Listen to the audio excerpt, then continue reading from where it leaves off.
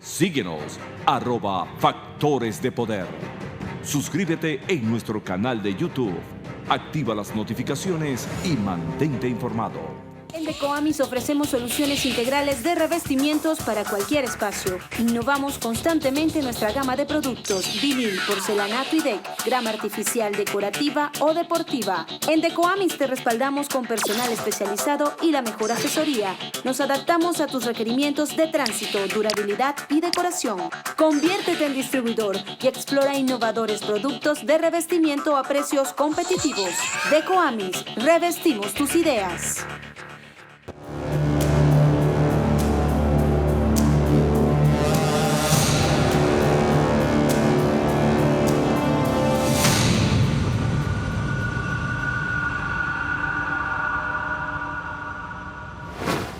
Bueno, regresamos con Agárrate. Ya vamos a conversar con la activista de derechos humanos boliviana Eva Sara Landó, pero primero vamos a escuchar unas declaraciones de la senadora boliviana Jenny Áñez, que es quien va a asumir la presidencia para hacer el llamado a elecciones.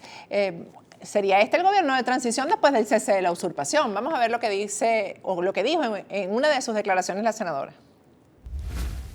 Para dar una certidumbre al país. Si yo tengo el acompañamiento para que no pase este vandalismo, para que no haya más muertes, mujeres violadas. Creo que los bolivianos no merecemos esto.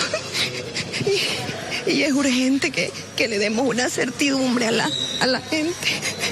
Y por lo tanto, si hay el acompañamiento de las organizaciones civiles, yo voy a asumir, pero si se decide otra vía, otro camino, también lo voy a aceptar. Solamente lo que quiero yo es aportar, es darle una solución a esta crisis tan horrible que estamos viviendo. Solamente eso. Áñez. Bueno, vamos a conversar con Eva Sara Landó, ya la tenemos vía Skype. Buenas noches, Eva, ¿cómo estás? Buenas noches, querida Patricia, y me he quedado sorprendida, me estoy desayunando esa entrevista, escucho con mucho dolor mi compatriota llorando, y ojalá se mantenga firme. Ella sabe que tiene el apoyo de toda la población civil y de todas las organizaciones, ella sabe y tiene que mantenerse, no hay otra vía, no hay otra vía, la única vía es sacar a Evo Morales, aceptar su renuncia, aceptarla y que se vaya y que la justicia se haga cargo de él por tantos crímenes. Así que a mí no me queda más que apoyarla en el sentido de que se mantenga firme y ella sabe que es lo correcto. Sí, fíjate, Eva Sara, ella dio estas declaraciones, yo las escogí precisamente por la emoción de lo que ella significa, es mujer, estaría recibiendo el gobierno en un momento bien complicado, que tenemos además la experiencia de lo que pasó en Venezuela, cómo actúan este tipo de dictadores que hacen que se van, tú sabes, ¿no? Y hacen la parodia y cuando tú vienes a ver están de regreso, fortalecidos, etcétera, ¿no? Ella ya oficialmente va a asumir la presidencia de Bolivia, va a hacer el llamado a elecciones y pues serán unas elecciones obviamente vigiladas, etcétera. Pero conversaba yo con Juan Claudio Lechín, Eva Sara, y todavía la faena no está rematada, es decir, hasta el final hay que estar alerta con lo que está pasando en Bolivia, ¿no? Mira, yo viviendo 13 años en esta lucha, 11 años en enero en el exilio, a mí me preguntaban qué pienso, qué punto le doy, qué puntuación le doy, y yo decía, es que Venezuela a mí me tiene traumada, Patricia. Claro. Venezuela me traumó y yo no quiero festejar algo hasta no estar realmente convencida, ¿no? Porque de verdad Venezuela nos ha traumado en esto de que ya se fue y volvió y es muy posible de que Evo Morales esté retrocediendo 1 para avanzar 2, ¿no es cierto? Y hasta que además a ella le toca por ley asumir la presidencia, recibir las renuncias del presidente, del vicepresidente. Pero no ha llegado todavía, ¿sabes? No ha llegado la renuncia todavía. O sea, podemos poner el birrol del momento en que él renuncia, pero la renuncia no ha sido recibida en el Congreso. No, es mañana. Es mañana. Patricia, es mañana y está en manos de esta señora que acabas de escuchar, de la señora Jenny Áñez, Sí. recibir la renuncia, aceptarla o desaprobarla. Prácticamente estamos en manos de ella y por eso te digo, ojalá se mantenga firme. Ella sabe que tiene el apoyo de toda la población y ojalá y ojalá se mantenga en esa línea. Ella sabe lo que estamos sufriendo. Ella sabe que la única manera de terminar con esta dictadura es manteniéndose firme y haciendo responsable al dictador Evo Morales de todas sus acciones y no permitirle seguir en el poder.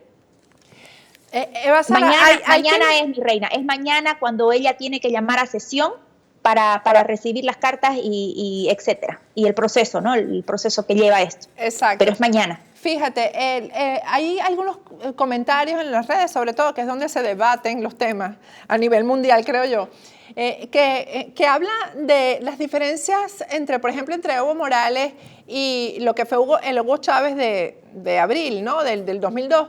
Y yo no estoy de acuerdo con eso. Más bien, Evo es uno quizás de los que recibe las órdenes y las obedece más al pie de la letra, las órdenes de Cuba. Y eso hay que aclararlo. Evo es un hijo de Fidel Castro. Correcto. De manera que lo que diga Cuba es lo que Evo va a hacer. Pero es que ya hemos venido denunciando todo el tiempo de cómo... ¿cómo se dice esto? Infiltrados cubanos o haciendo de embajadores, pero en realidad son inteligencia cubana metidos y son los que han estado orquestando y dirigiendo todo esto y son los que están encima. Yo creo que si Cuba no estuviera poniendo la presión, Evo Morales ya se hubiera ido hace rato. Pero es Cuba quien presiona porque me imagino que no pueden parar la producción del narcotráfico para seguir manteniendo estos sistemas represivos. Hay un artículo de CNN en español que dice que, una información dice que la OEA descubrió un fraude electoral que implica la participación de gente fuera de Bolivia. Por cierto que se está diciendo que la posición de Luis Almagro fue una posición inteligente porque le permitió estar ahí vigilando las elecciones y que gracias a eso se puede demostrar el fraude. Ahora se justifica, pues, es lo que se está diciendo, la posición que tuvo Almagro de que dejen que Evo participe, ¿por qué no? Pero es que cuando dijo eso era porque necesitaba los votos para reelegirse en la OEA, ¿no? También como secretario. Bueno. O sea, y lo digo y lo voy a mantener por mil veces. Lamentablemente la oposición en Bolivia no tiene los petrodólares bueno, no los petrodólares, perdón, pero el dinero, porque eso vendría siendo del otro lado, pero no tiene... yo sé bien de gente venezolana que Almagro lo mueve mucho el billete y no importa, yo me alegro por los venezolanos porque ha dado a favor de su libertad, de su democracia y en contra de la violación de los derechos humanos hechos por estos maduristas castristas y me atrevo a decir su extensión que ahora está a mando de Venezuela. Lamentablemente es así y bueno, Bolivia no cuenta o la oposición no cuenta con esos recursos que se puede, ¿no? No cuenta con recursos. Se hubiera podido haber evitado. Pero fíjate, dijo que no era un derecho humano. Evo dijo, esto es un derecho humano. Y Almagro dijo, no, esto no es un derecho humano, estás equivocado, querido Evo. Pero luego, cuando va a Bolivia, baila de la mano con las primas de Evo Morales, las Terán, narcotraficantes, estuvieron en la cárcel, sin embargo, se lo ve festejando Almagro con esa gente, precisamente en el lugar donde se produce el narcotráfico. La mayor parte del narcotráfico que va a Venezuela y Chávez y después Maduro son los que exportan a todo el mundo. Almagro estuvo festejando con el dictador Evo Morales y bailando con estas narcotraficantes. Y hay fotos y hay videos, ¿no? Pero, y luego salió con que se le puede permitir. Claro, ahora que se quieran lavar las manos, ahí está. Y hubo muchísima presión de la parte internacional sobre Almagro, videos y absolutamente nos hemos expresado de todas mil maneras que se ha presionado tanto, yo creo, Almagro que tuvo que ser cabal en su observación, ¿no? Y en su auditoría. Dime una cosa, ¿cómo ves tú a la oposición en este momento en Bolivia? Porque lo que parece que le han mostrado al mundo es que se han unido en función del país, no en función de lo que cada uno quiere, ¿no? Y eso fue fundamental. La oposición somos cada uno de nosotros, los que realmente tenemos esa vocación de democracia, de libertad, y bueno, ahí sumaron todos.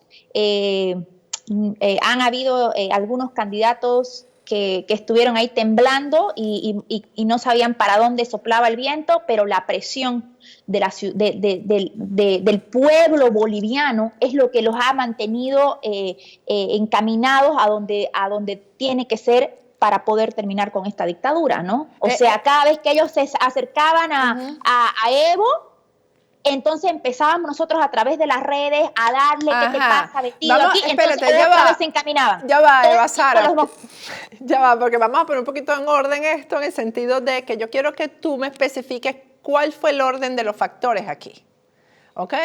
Porque esto es lo fundamental. ¿Qué fue lo que pasó aquí y quiénes fueron los que cambiaron el rumbo de la historia en Bolivia y cómo ocurrió? ¿Qué fue lo que primero ocurrió? Y después de eso, ¿qué fue lo que pasó con los diferentes sectores? Estamos hablando oposición, estamos hablando Fuerza Armada. Háblame de cuál fue el orden de los factores aquí. En primer lugar, en el 2016, 21 de febrero, se hace, a pedido del dictador Evo Morales, un referéndum, porque él ya no podía ser candidato.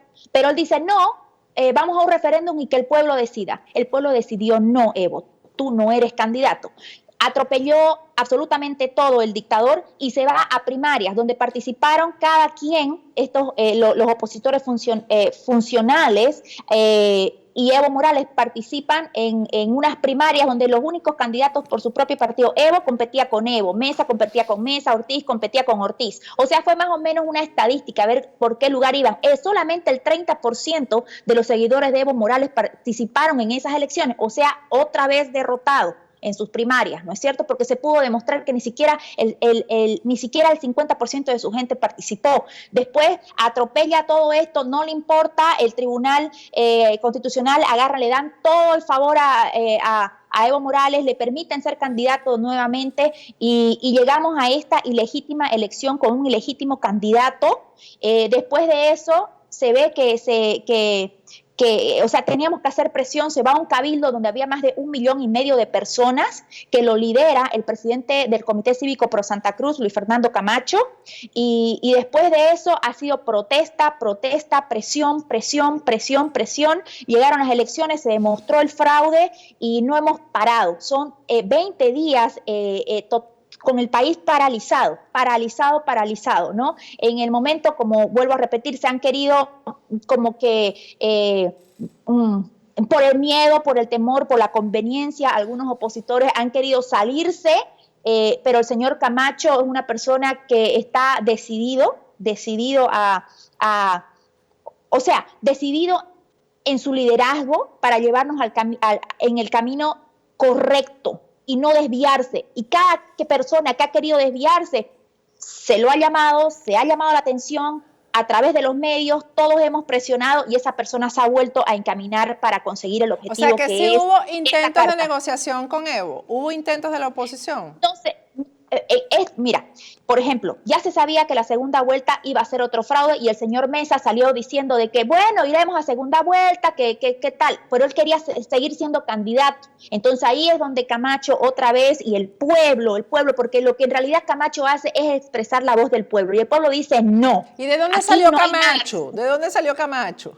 Luis Fernando Camacho viene hace años, es más, yo te voy a pasar un video cuando tenga tiempo donde estoy yo y él hace 14 años ya peleando sobre esto en las calles, arriba de un camión, discurseando y diciendo cosas que se veían venir hace 14 años. ¿No? Luego él es elegido, él representa todas las instituciones y organizaciones del departamento de Santa Cruz, el primer departamento de Bolivia en producción, y le tocó porque esto viene siendo el gobierno moral de los cruceños o de la gente de Santa Cruz, y él empezó a conquistar líderes de los diferentes departamentos, organizaciones, es más, los cocaleros ahora están con él, los mineros están con él, algo que jamás antes se había visto, de que Bolivia esté unida, porque realmente este hombre no solamente habla con firmeza, sino que cuando tiene que llorar, llora, cuando se arrodilla de verdad, porque es una persona ferviente en su fe y nos ha llevado